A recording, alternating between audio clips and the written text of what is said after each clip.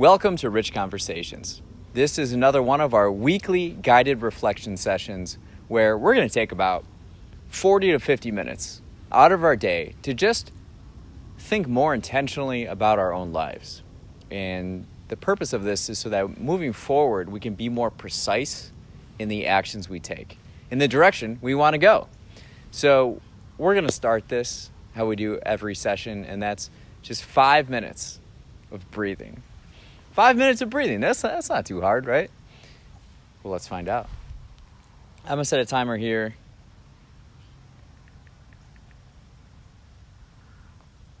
Now, I'm battling daylight right now when we're recording. It's a little chilly too. I'm wearing a jacket. Fall is knocking on the door. 5 minutes. Begin. And with this, we're just breathing in and breathing out.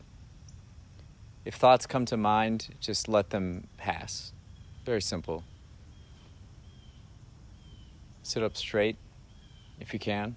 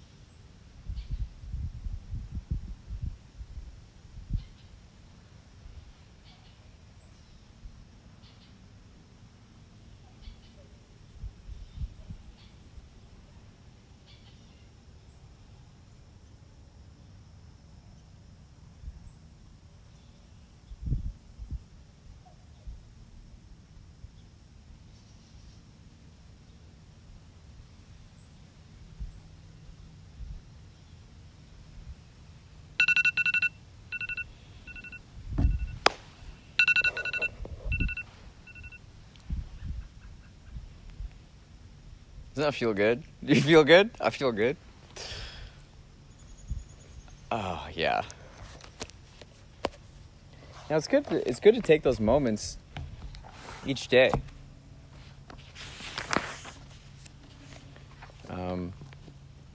Any time of day. You know, I do it in the morning, but there are times where I just, maybe not for 5 minutes or 10 minutes or whatever, but later on in the day, stop what I'm doing. Certainly stop my mind from having more thoughts. Stop. Let's just do some breathing. Think about the vastness of the universe. All right, we'll begin the session with what are we grateful for, like we do each session. It's a staple here on the Rich Conversations weekly guided reflection sessions.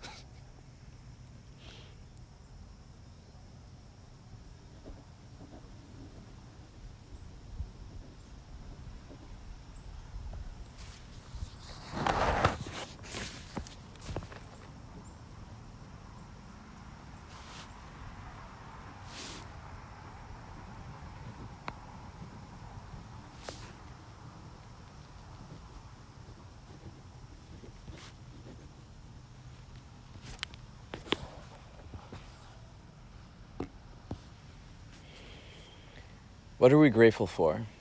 There are infinite things to be grateful for. You know, focus on one thing to start. And just take it item by item. I'm grateful that you're here. It's good that other human beings find that it's important to take time for ourselves. Because if we don't, then it's hard to help other people. You know, if we're not right and we're trying to help other people be right, like, it's a lot more difficult and challenging and nearsighted. So these questions are meant to get us to think a little deeper on just aspects of our life. It's not going to change our life overnight or by one question, but we do it repetitively. It will really sculpt our mind into a life that we envision and design that will bring us fulfillment. And it's a great thing. Like I said, the sunlight will be moving. I'm trying to finish it. I'm trying to record this in time. Today I saw a flock of geese flying in the direction of south, and I could hear them cawing or whatever. The first flock that I've heard this summer, late summer. So it's an indication that fall is coming up. Isn't that incredible? Speaking of daylight too, earlier this summer, the sun would go down at a later time, and I've noticed that it starts to get earlier and earlier. I like recording in the evenings now. When I lived in Chicago, we would do them in the afternoons. And now I really enjoy evenings. So the second question is, what's something we've observed in nature that indicates something larger to us? I just mentioned the flock of geese flying south. But there can be certainly other things.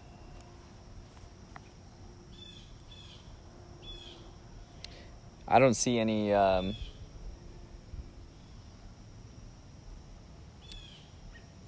fireflies around anymore. That was definitely a kind of late July window. Not as many butterflies right now either. I've seen some like different kinds of butterflies. They look more like moths. It's like moth season. Whole bunch of sort of like little flying insects too that I don't know the species of. Haven't seen any ticks either. The beginning of summer, I had some ticks on me. Ticks are these insects. They like bite. You can't really tell. They latch on and go under your skin, and they can pass diseases. So it's very important to like check yourself of ticks.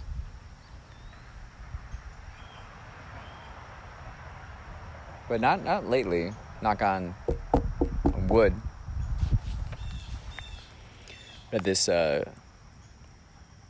newspaper article about what to do if you find a tick on you.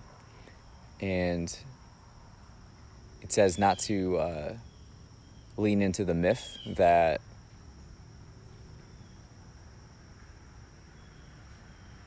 like fire will bring them out. Whereas before I thought you take like a lighter to your skin and it's like, oh no, I gotta get out of the skin. Apparently you're not supposed to do it. You're supposed to take like a tweezer, fine tip tweezer, pull it out. Anyways, yeah, nature. I'm wearing this jacket. I don't like wearing this jacket. It doesn't have like a collar. It's too, it's fine. It's effective though, and it has pockets that zip. It's pretty nice.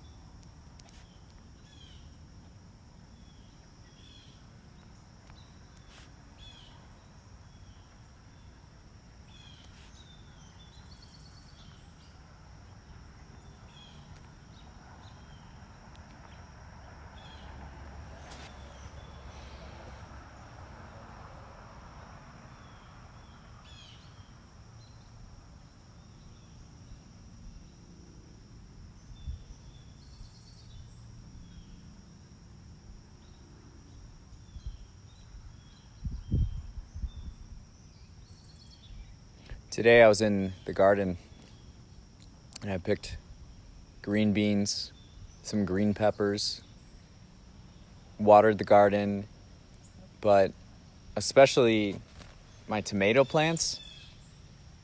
So there's this like metal cage that I put around when I planted them, and now they're like really big plants, and the cage has fallen over. For two of the three plants. The other one's kind of leaning. So today I took some stakes. I just hammered them in and then took zip ties and attached the like cage to it. So now it's like erect and standing straight up. And it looks a lot healthier. It looks a lot better. And I feel relieved and confident in its abilities to stabilize growth here on out. Really energized to taste those vegetables, the Roma tomatoes. Big fan of Roma tomatoes. Been eating so many green beans and beets this summer, or the last few weeks, I should say. Now the green peppers are coming. I got red onions coming up, and some carrots. I did a poor job planting carrots, but our next question, I want to have us Think more about something we did to fix a situation. It could be something like that, like a garden, something, a hobby of ours, or it could be a project for school or for work or with family. Like, what's a project where you notice something's not right and you have to exert effort in correcting it?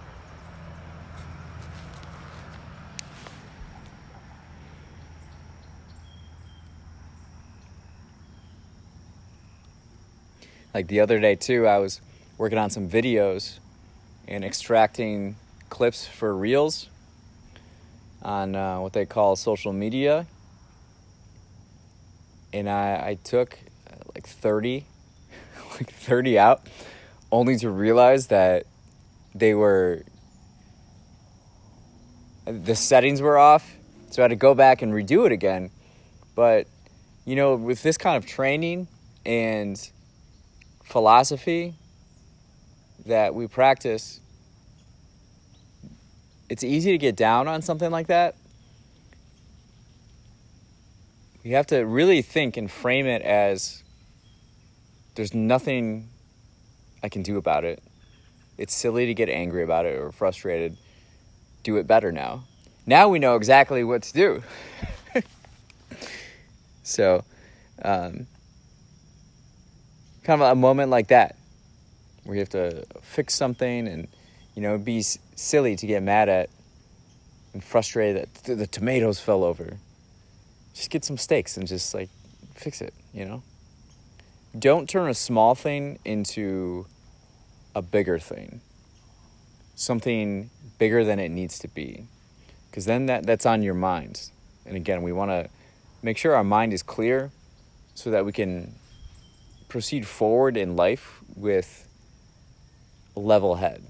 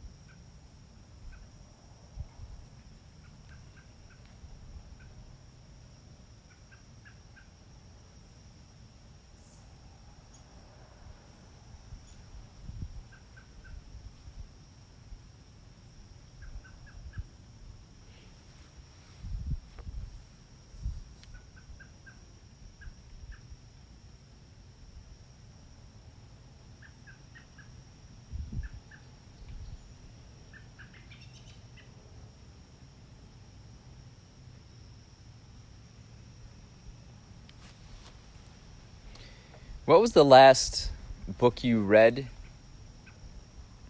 that you intentionally committed energy and effort towards?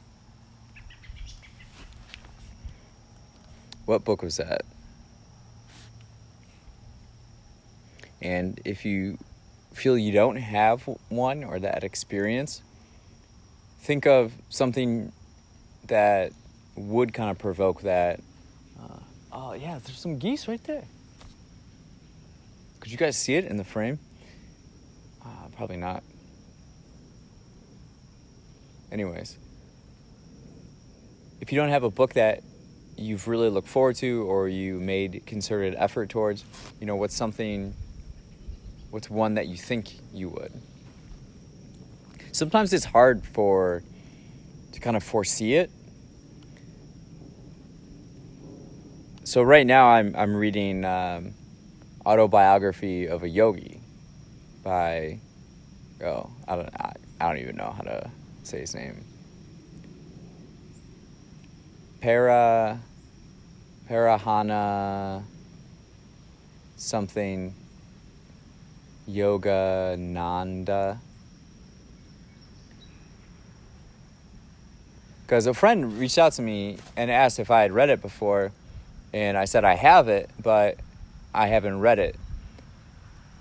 That book came up repeatedly when I read Working Class Mystic, the spiritual biography of George Harrison, a member of the Beatles. I read this back in 2021, and so I bought that book, and I've just had it in my library. I have like a bigger library that's contained in totes in storage, and then there's like a smaller immediate library that I set aside, knowing that within the next year or two, I know that these ones are the ones I'm going to want to choose through. So easy access. And my friend texted me that's kind of a signal to me that that's the next book I should read. And I need to really give effort towards reading it and like set more time aside to complete it, front to back, to have an experience with a book. I often find that there are big puzzle pieces I take away from books. I'm not someone who remembers all the details. It's more like I remember the feeling and the impression and the big idea I get from each thing I read. And some are more impactful than others, but I usually kind of receive one after a while. I don't know when it strikes, but it'll strike and I know it. And so that's kind of what I'm talking about, is a book like that really made it, that really stood out to you. Maybe that you received those big impressions of.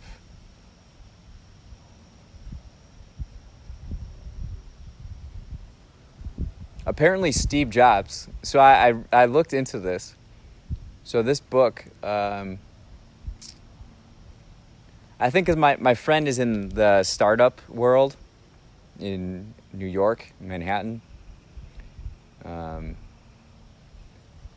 Well, he's in Brooklyn. The company he was working at last was in Soho, and he's always been into like startups and entrepreneurs and tech, and so he really likes Steve Jobs, and he mentioned Steve Jobs. It's one of Steve Jobs' favorite book, and so I googled it on and then like it led me to Wikipedia. Was it Wikipedia? Well, someone said that at Steve Jobs' funeral, everybody who went there got like a small black box.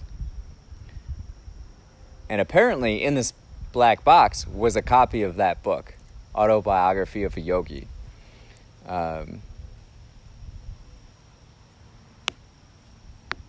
So besides George Harrison reading it, Steve Jobs is another name that kind of motivates me to learn more about this book or read a book.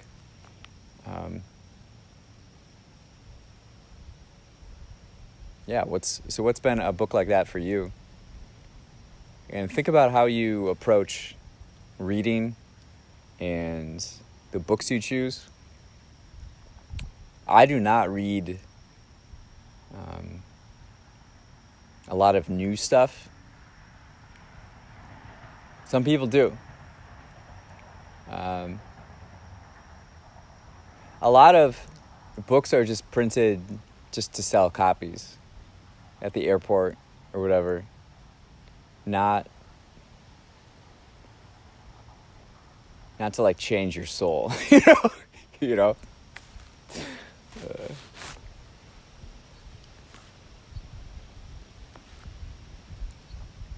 I think this book came out in 1946. There's this thing called the Lindy effect. So the Lindy effect is something non-biological. Its future is equivalent to its past. So say a book, for example, if it's been in print 50 years, it's likely that it will be in print another 50 years. A book who's been out 2 years, it's likely it'll be out another 2 years. But after that, then we don't know in a way. So something's existence perpetuates its future in a way, non-biological.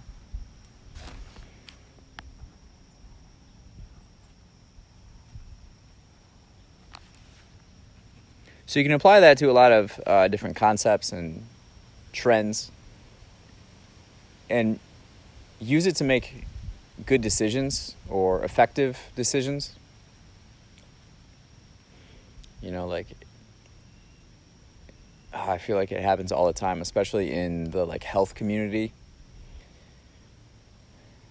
Like all these supplements and diets. All these like new products. But if something I prescribe to is just like moderation and fundamentals, and you don't get swayed in any type of direction, and you live pretty focused, or like you live well. It's time tested. Ideas are time tested.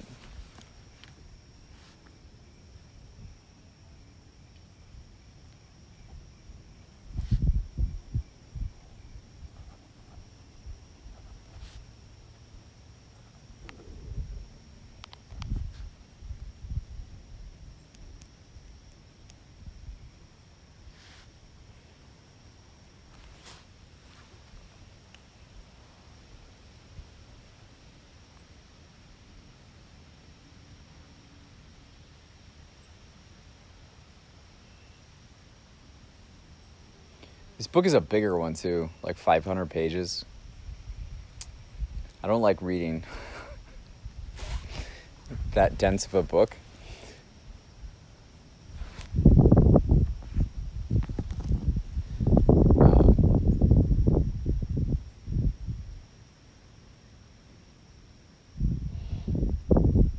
Especially because I can't remember everything. You know what I mean? Like, I don't have a photographic memory. Most of the stuff I forget, but I'm left with an impression, a cast of my understanding. And then I combine my understandings into a new understanding.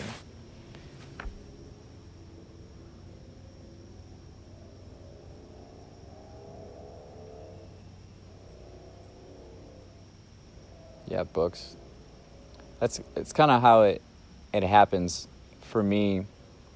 It's very non-linear and more abstract of like how I go about choosing books I read. I've acquired through thrift store book hauls a quite satisfactory personal library for very cheap. And so I get ones I'm very interested in, older ones, like, and then kind of a spark will happen where I'll see something, or like there'll be like a clue. Like just living life, I get a clue, and then it directs me. If I intentionally pull a stack of 10 books, that I should read next. It's the most surefire way that I will not read those 10 books. Funny how that happens.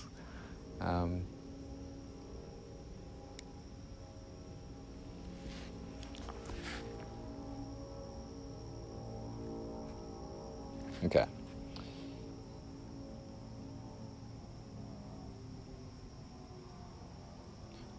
What's the last purchase you made that you felt especially satisfied with?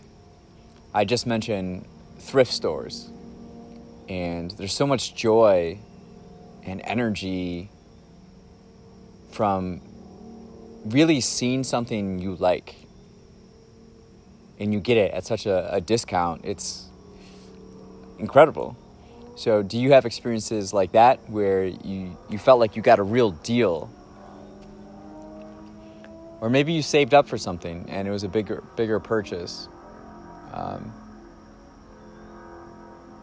Whatever that last purchase that really moved you.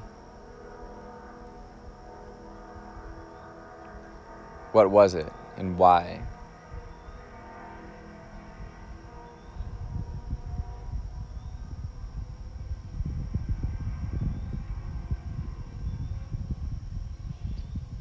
Yeah, there's people ride their dirt bikes near the farm. You can hear them from pretty far away. I don't know if you heard that.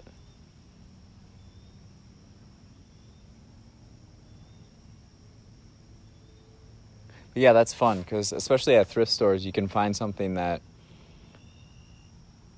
really fits your aesthetic or your interests, passions. A lot of fun. Such a kind of an American question. What was your last purchase that you felt amazing about?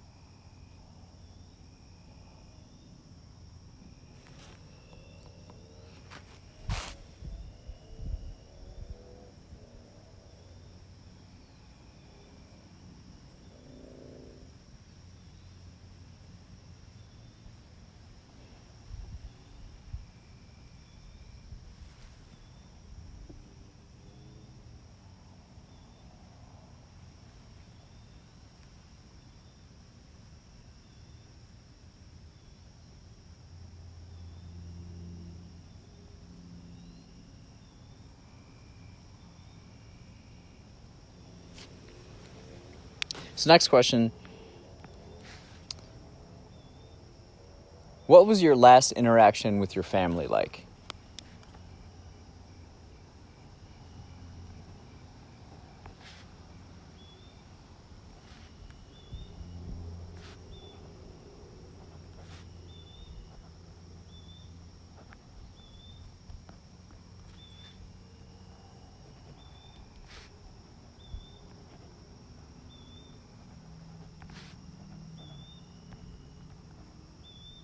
What was the context? What was the topic of conversation or what was going on?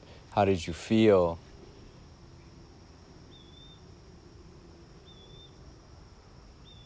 What was said?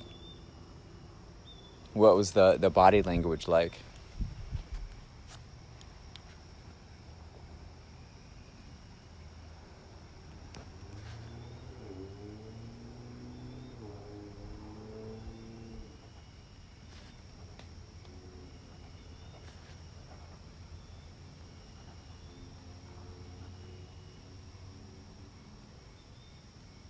Something I've been thinking about is just how much food brings people together.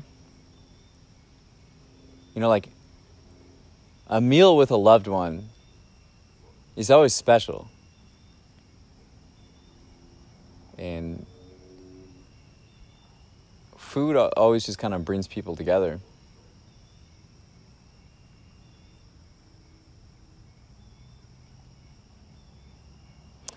It's, a lot of times I'll think about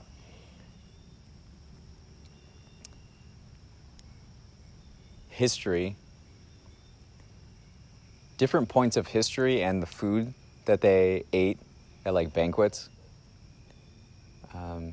One of my favorite historical figures is Louis XIV. He was the king of France in the 17th century, 1600s.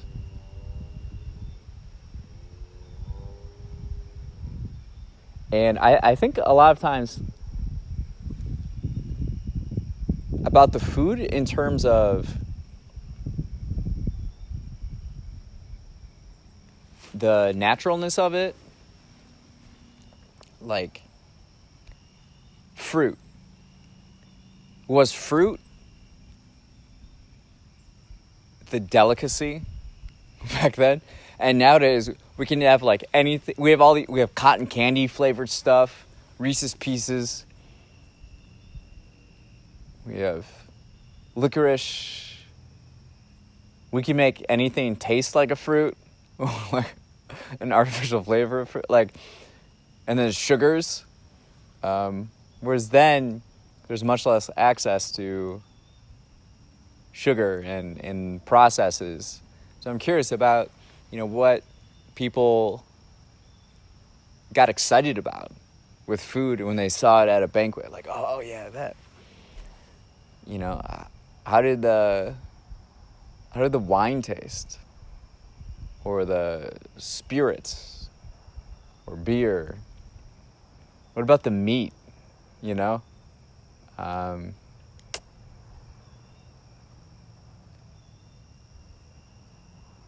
all that stuff is interesting. I'm curious if things tasted better or not.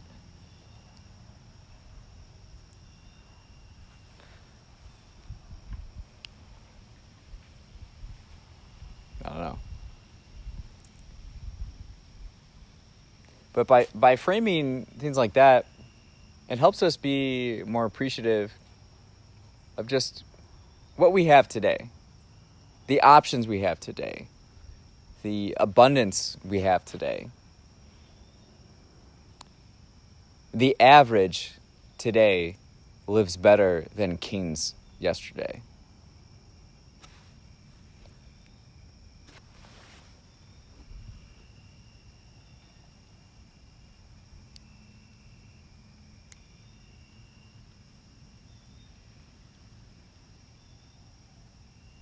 I think a lot about youthfulness and appreciating it. Because it won't always be this way. So let's think about that.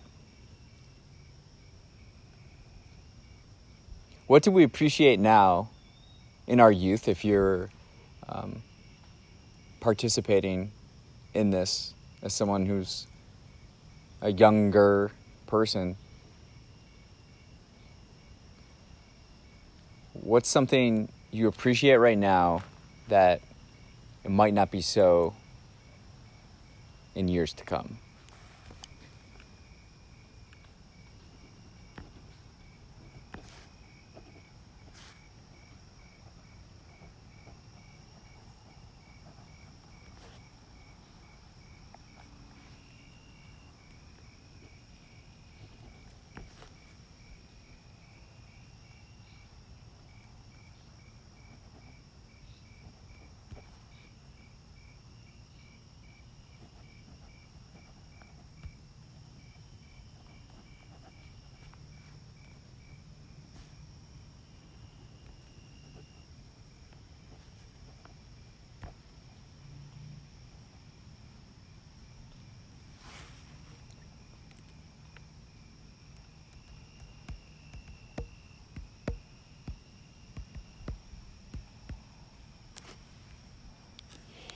Yeah, youth, energy.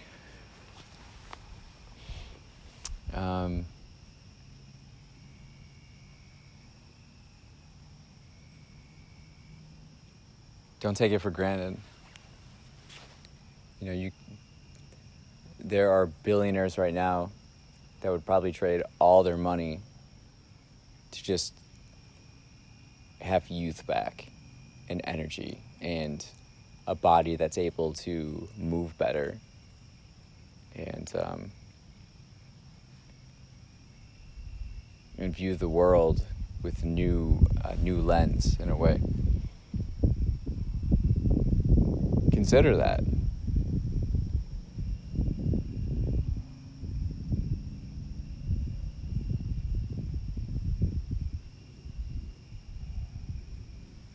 It's quite interesting when we frame it that way.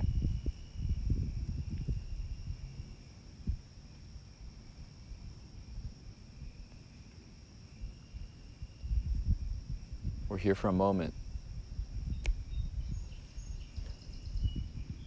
Did I mention on here that, so this summer, I'm on the farm, and there's the intersection that I interact with and pass daily. This summer,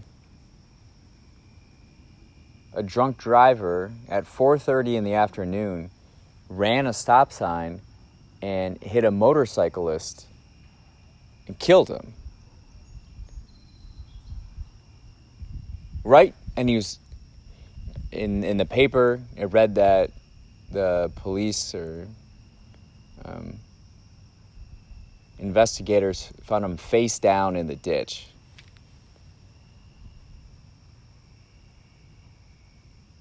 I crossed the intersection and I know exactly the ditch where he was.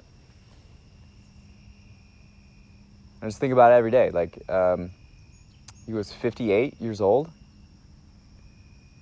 Just going for, a Saturday afternoon ride, enjoying the sun and the weather. And he didn't know it was going to be his last. Breakfast that morning. He didn't know it was going to be his last breakfast.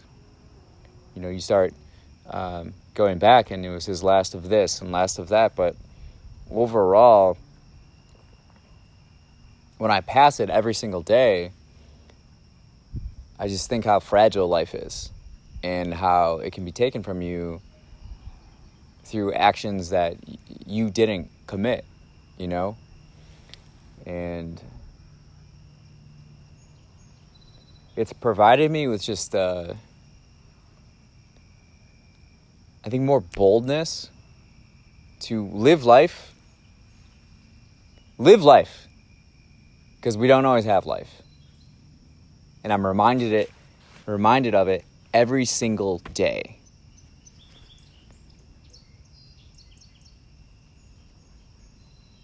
So that's especially why this is important, so that you can understand the life you want to live.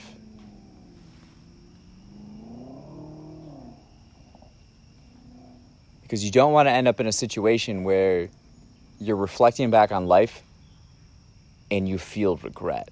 You feel like a knot in your stomach. You want to actively be participating in your own life, carving out your own path and your own vision and trail of what you want, how you want to live, and who with. That's why this stuff is important. And so we'll end with this question. What are we energized for this upcoming week?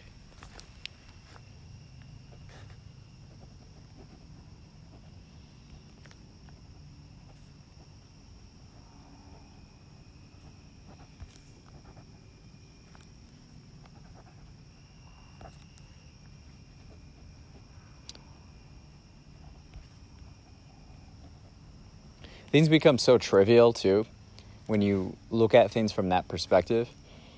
And we would have a lot more patience with other people if we just, thought more and accepted that, we're all just living on Earth here together right now, but it won't be forever.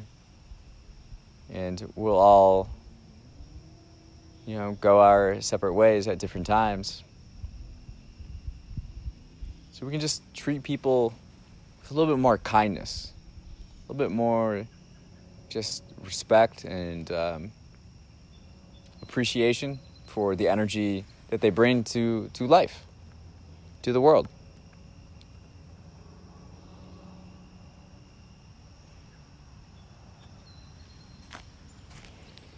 Look at that. We finished before it got dark. There was a full moon recently. That was cool. It was so close. And just lit up everywhere. It was cool.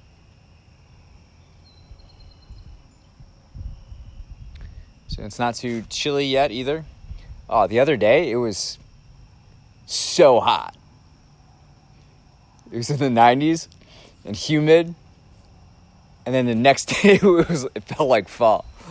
All right. Thank you for being here. Thank you for taking the time to participate in this and put effort towards your own life. Like we've mentioned, not one of these sessions will change your life, but by repetitively taking time, putting effort in the process, it'll become more of a habit and more natural. You'll really be able to